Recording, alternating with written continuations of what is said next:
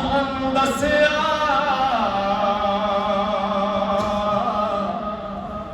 ਜਿਨ੍ਹਾਂ ਵੀ ਸਾਨੂੰ ਦੱਸਿਆ ਕੁਝ ਬੰਦੇ ਦਰ ਦਰ ਤੇ ਉਹਨਾਂ ਸਹਾਬੀਆਂ ਨੂੰ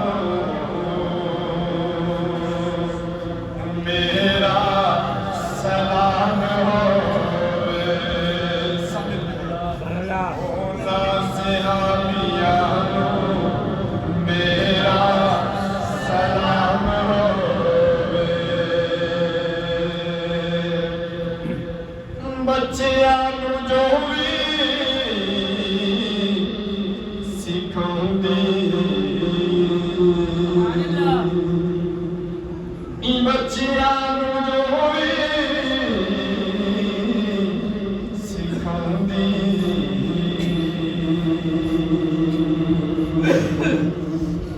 ਜ਼ਾਹਿਰਾ ਪਾਕ ਦਾ ਰੁਤਬਾ